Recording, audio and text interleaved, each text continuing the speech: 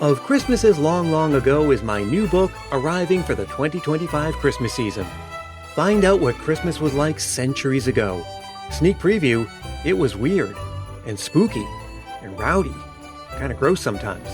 Find it wherever books are sold in hardcover from Lyons Press and audiobook from Recorded Books.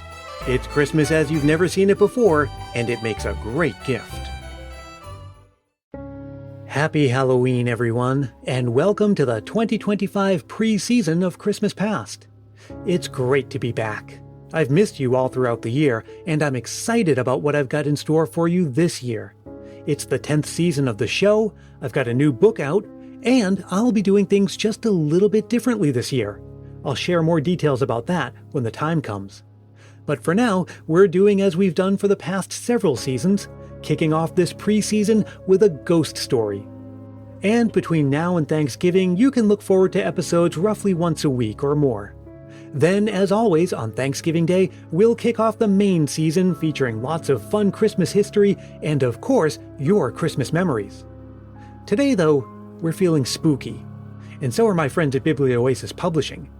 That's why they're doing their part to revive that old Christmas tradition of gathering around the fire to share a spine-tingling ghost story. It's a ritual that goes back at least to the 18th century and was once as much a part of the Christmas season as decorating a tree and singing carols. During Victorian times, many magazines printed ghost stories specifically for the Christmas season. These winter tales, as they were called, didn't necessarily explore Christmas themes, though they sometimes did. But they were offered as an eerie pleasure to be enjoyed on Christmas Eve with the family, adding a supernatural shiver to the seasonal chill. Every year, Biblioasis publishes a series of 3 ghost stories for Christmas, beautifully illustrated and decorated by the acclaimed illustrator known only as Seth. Today's story is from their 2025 collection. It's about a teacher who begins a new job, only to encounter a ghostly figure and a strange smell of smoke. She soon discovers that her school is hiding a tragic secret. It's The Mistress in Black by Rosemary Temperley. I'll come back at the end to wrap up and say goodbye, but for now, settle in, cozy up, turn off the lights, and prepare to meet The Mistress in Black.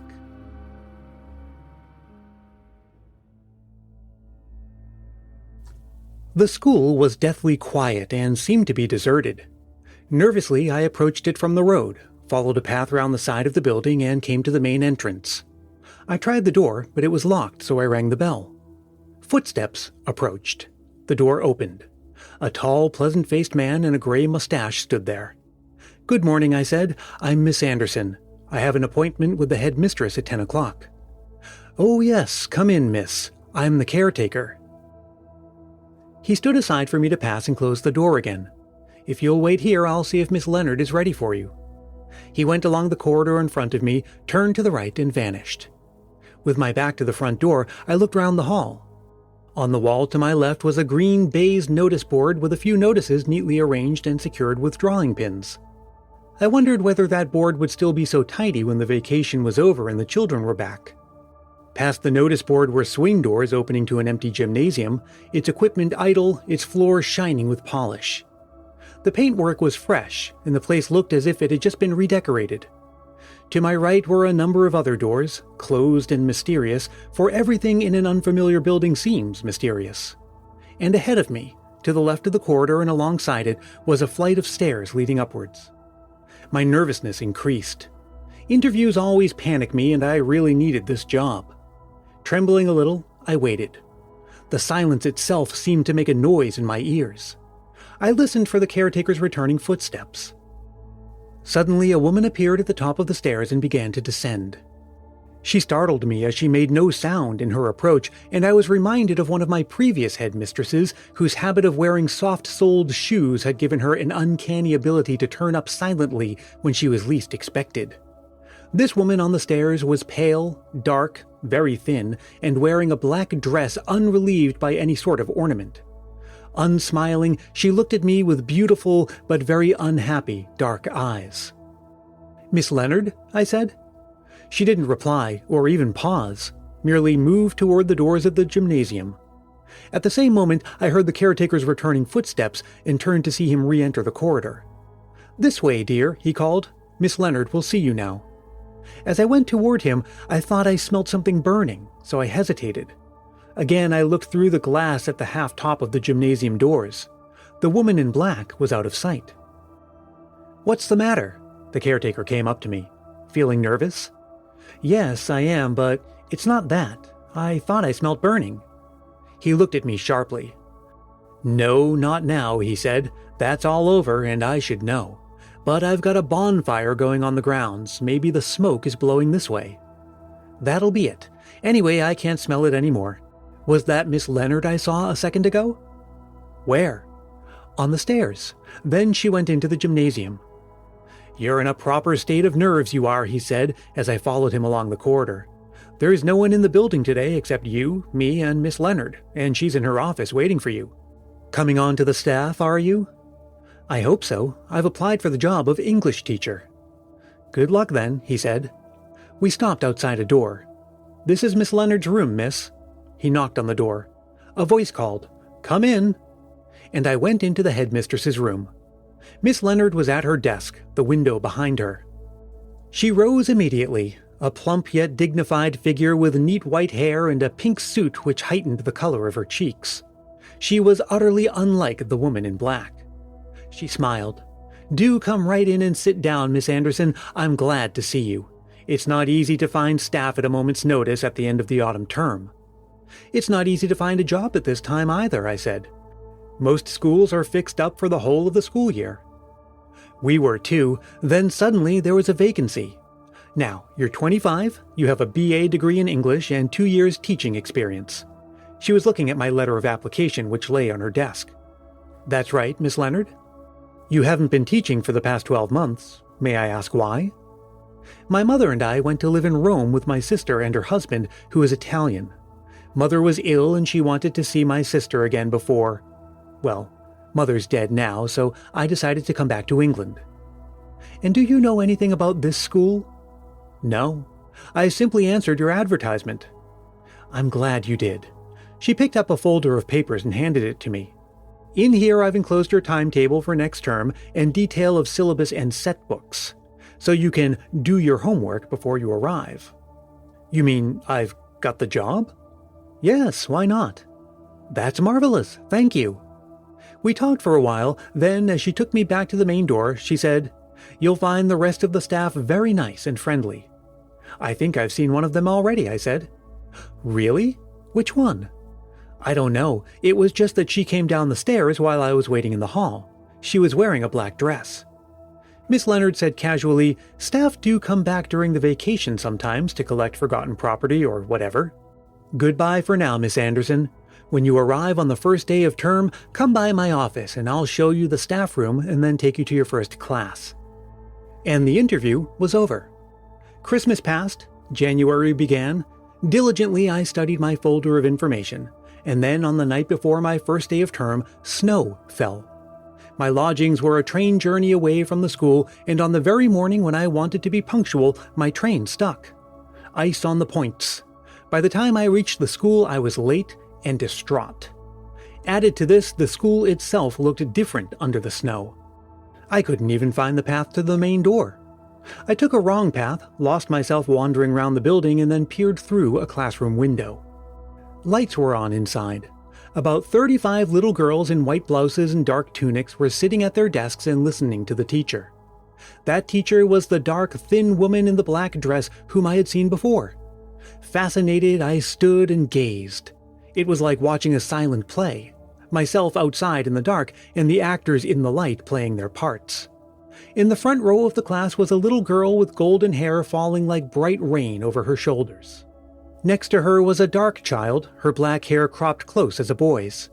And next to this one was a child with a mop of red curls. All the pupils were attentive, but this red-haired child was gazing at the teacher with an expression of adoration. It was touching, yet a little alarming. No human being deserves that much young worship. I retraced my steps along the wrong path in the snow, found the right one, and finally reached the entrance door. It was not locked this time. I let myself in and hurried to Miss Leonard's room. "Come in," she called in answer to my knock. As I went in, I blurted out, "I'm so sorry I'm late. It was my train. The snow." Never mind, Miss Anderson. I guessed as much. I'll take you to the staff room. She led me up the stairs from the hall, along a first corridor into a room. It was an ordinary staff room, notice board, lockers, cables, hard chairs, easy chairs, electric fire. The light was on, but the room was empty. At least, I thought it was empty at first, then realized that someone was sitting in one of the chairs. I saw her only out of the corner of my eye, and she was in the chair in the far corner of the room, away from the fire. So although I recognized her as the woman in black, I didn't turn to look at her. If I thought anything, it was just that she had a bit of nerve to leave her class, which I'd seen her teaching a few minutes ago, and come sit in the staff room. And now she'd been caught out by the entrance of the headmistress. Miss Leonard, however, took no notice of her. She said, "This will be your locker, Miss Anderson. The bell will ring any minute now for the end of the first period, and then I'll take you to your first class. It's a double period of English. You'll have seen that from your timetable. Mrs. Gage is looking after them at the moment. She's our biology teacher, and she'll be glad to see you, as by rights these first 2 periods should be her free ones. That's why the staff room is empty." But the staff room was not empty. There was the woman in black, looking at me mysteriously with those beautiful, sad, dark eyes. Miss Leonard led me away to my first class. The teacher there looked quickly around as we entered. She was a lively, dark, fairly young woman with eagerly bent shoulders and black-rimmed spectacles. She wore a red sweater and brown shirt. "Here we are, Mrs. Gage," said Miss Leonard. "Now you'll get your second free period, all right."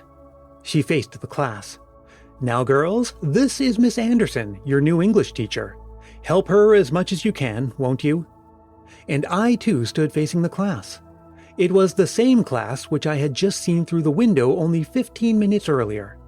There was the child with the fair hair in the front row, the dark one next to her, and... No, it was different. The child with curly red hair was not there. Her desk was empty. And of course, the teacher was different. Miss Leonard and Mrs. Gage left the room. I was on my own with this familiar, unfamiliar class. I spent the next 40 minutes or so trying to get to know them, checking on their set books and so on, and then the bell rang for the morning break and I returned to the staff room. The chair where the woman in black had been sitting was empty now, but the other chairs were occupied. The staff had gathered for 11s. I heard someone say, above the noise of the many voices, "How does that damn chair get over in the corner like that? Who puts it there?" "Night cleaners have strange ways," said another voice. "Extraordinary about those night cleaners," said the first. "They work here for years, and so do we, and which one of us are the ghosts? We coexist, but we never meet." A woman in an overall came in with a tray bearing a pot of coffee and cups and saucers. Mrs. Gage came over to me. "Coffee, Miss Anderson?" "Oh, thank you." "How do you like it?" "Black, no sugar." "Same here." She collected coffee for us both. "Sorry you missed a free period because of me," I said. "My train got held up in the snow." "That's all right." Sipping my coffee, I studied the other women around me. "Does everyone come here for coffee at break?" I asked Mrs. Gage. "Everyone. It's only our 11s that keeps us going." "Then where is, well, one of the teachers? She was taking your class, my class, this morning. I saw her through the window." "Not that class," said Mrs. Gage. "I started with them immediately after morning assembly." "But it was that class. I recognized some of the girls, and the one with red hair wasn't there." Mrs. Gage looked at me sympathetically. "You're all upset over being late, aren't you? And maybe you're upset for other reasons too. I don't blame you. It's not easy coming to take Miss Carey's place." "Miss Carey? Who?" But as I tried to ask more, the woman in the overall came to collect our dirty cups and the bell rang for third period. We all went off to our classes. I still had one more period with the same class I'd taken before, or so I thought, until I reached the room. Then I saw the teacher's chair was already occupied. The woman in black sat there. And the child with red hair was in the third desk in the front row. "Sorry," I murmured, withdrew again, and stood in the corridor to re-examine my timetable. Surely I hadn't made a mistake. No, I was right. This was my class. So I went back, and the teacher's chair was empty now, and so was the third desk in the front row. That was when I began to be afraid. So afraid that a sick shiver traveled down my spine, sweat sprang out of my skin, and I needed all my self-control to face the class and give a lesson. At the end of the lesson, when the bell rang for the next period, I asked the class in general, "Where's the girl who sits here?" I indicated the third desk in the front row. No one answered. The children became unnaturally quiet and stared at me. "Well?" I said. Then the fair-haired child said, "No one sits there, miss." And the dark child next to her added, "That was Joan's desk." "But where is Joan?" Silence again. Then Mrs. Gage walked in. "Hello, Miss Anderson. We seem to be playing box and cocks this morning. Do you know which class to go to for last period?" "Yes, thank you. I've got my timetable." I hurried away. Busyness is the best panacea for fear, and I was getting very busy getting to know a different class until the bell rang for lunch. Back to the staff room again, and it was full again, and there was Mrs. Gage kindly taking me under her wing. "Miss Leonard asked me to look after you until you find your way around," she said. "The staff dining room is on the second floor. Would you like to come up with me?" I was glad of the offer. The staff, all female, sat at 3 long tables in the dining room, and the place was as noisy as a classroom before the teacher arrives. 2 overalled women, one of whom I had seen at break, served our meal. Conversation was mostly shop, the besetting sin of female teachers. As the newcomer, I kept quiet, but I looked at those women one by one, trying to identify the woman in black. She wasn't there.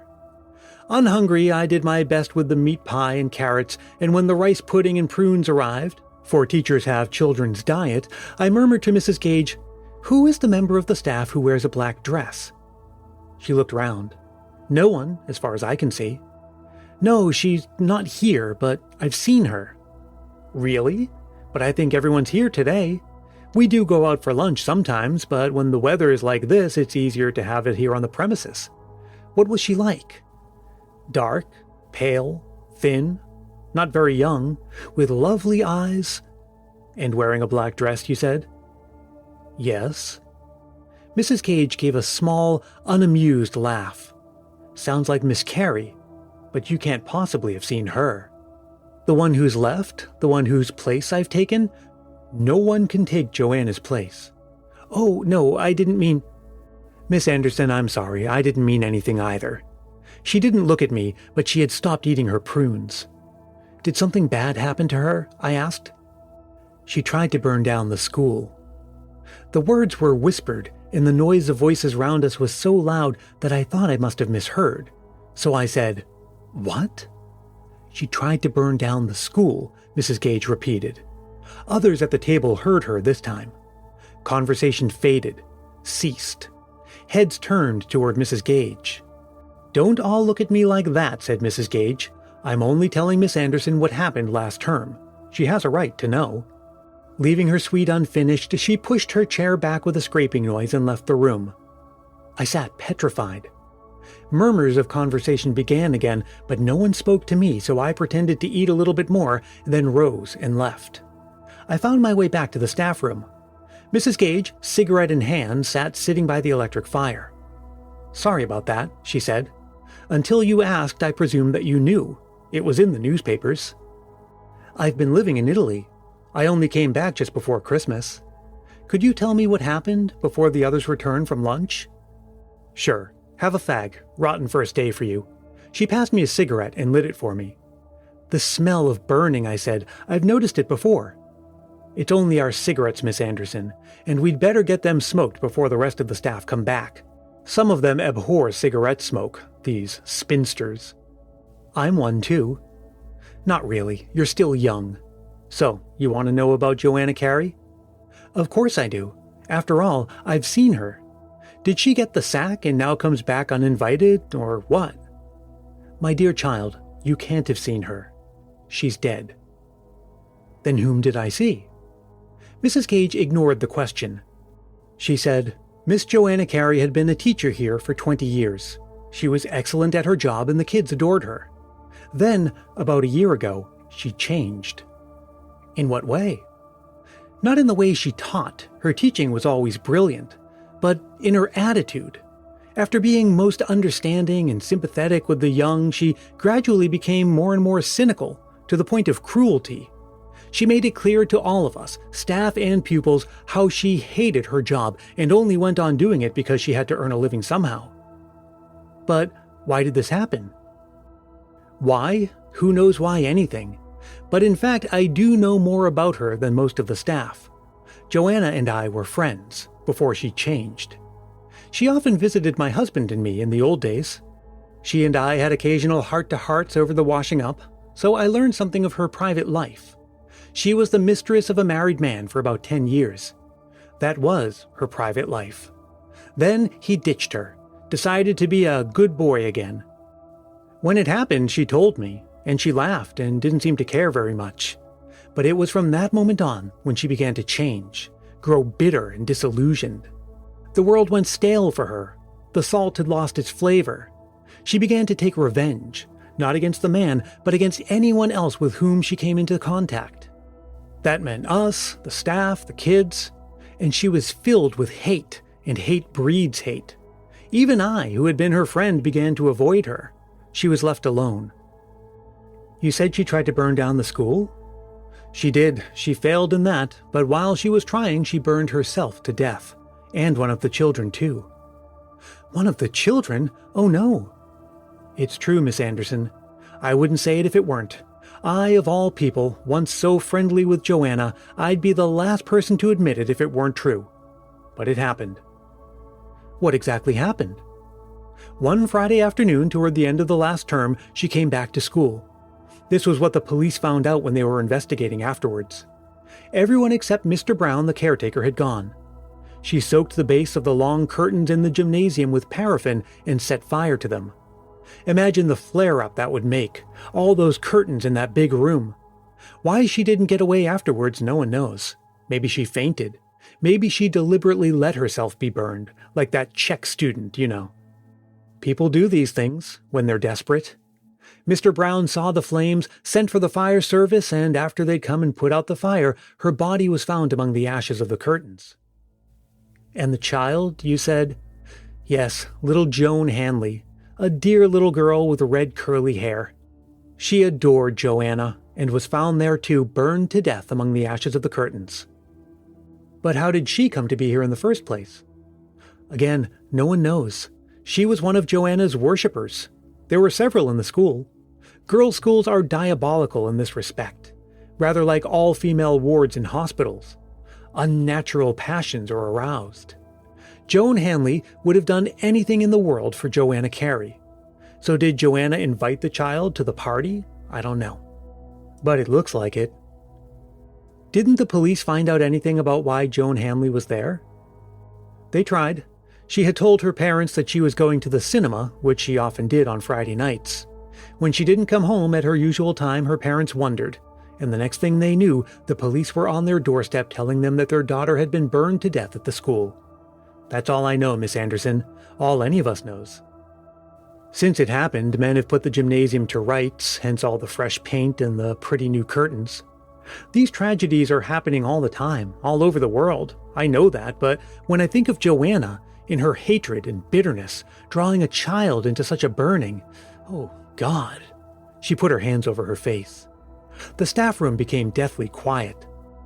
Only the two of us there, Mrs. Gage and me, crouched over the electric fire, our cigarettes burning down, the silent snow covering the world outside, and, God knows why, I suddenly looked behind me. I looked at the chair in the far corner of the room. It was no longer empty. The woman in black sat there. She looked straight at me with those tragic eyes. Then the staff room door burst open and the other women poured in, filling the quietness with noise, filling the empty chair with bodies, and talking shop. And I thought, no wonder Joanna Carey took a hate against all of this. And yet, to burn a child, along with oneself. No. I didn't. The sound came over, clearly, loudly, as if it filled the world. Yet no one seemed to hear it. It had spoken into my head only. "I'll prove it," said the loud voice in my head. "Come." Mrs. Gage was leaning back in the chair by the fire. She had lit another cigarette and closed her eyes. She looked tired out, and no wonder. I got up and left the room, that room full of talking women. I walked blindly yet guided along the unfamiliar corridor. Outside in the snow, the children were having snowball battles. They were having a lovely lunch hour. Heaven was outside. Hell was within. I walked, without knowing why, into the classroom which I had seen through the window, and the classroom where I had taught during the second and third periods of the school morning. I walked up to the third desk in the front row. I sat down at that desk as if I were the little girl, Joan Hanley, who had, day after day, sat down in that desk. I opened the desk lid. There was nothing inside. I looked at the scratchings and carved initials on the top of the desk lid. I found J.H. loves J.C., and over it an unsymmetrical heart pierced by a rather wonky arrow. But I knew already that J.H. had loved J.C. I had seen the child's face through the window only this morning. I had seen what did not exist, yet which did exist. What to do now? My hand, guided by God knows whom, or what, put its fingers into the empty inkwell socket. The fingers found a closely folded piece of paper. I unfolded it carefully and read, "Dear Mom and Dad, I do not love you. I love Miss Carey. Where she goes, I go. I follow her everywhere. Tonight I have followed her to the school. She has gone to the gymnasium. I shall follow her there. Something is going to happen. That is why I am writing. Whatever she does, I shall do too, because I love her. I must hurry now to be with her. Funny, really, as she does not even know that I follow her. I'll put this under my inkwell. I don't expect you'll ever read it, but you never know. Yours sincerely, your daughter, Joan." "I didn't know she was there," cried the voice in my head, loud with its silence. "I didn't know she was there." "Of course you didn't," I answered loudly. "It's all right. I'll tell them." The classroom door opened and Miss Leonard walked in. "Miss Anderson, what on earth are you doing?" What on earth was I doing? I was sitting at a dead child's desk, a scrap of paper in my hand, and talking to myself. "I found something, Miss Leonard." I passed her the letter. She read it. "So that's what happened," she said. "Miss Carey didn't take the child there with her after all. The little girl secretly imitated her goddess even to the point of suicide. Where did you find the letter?"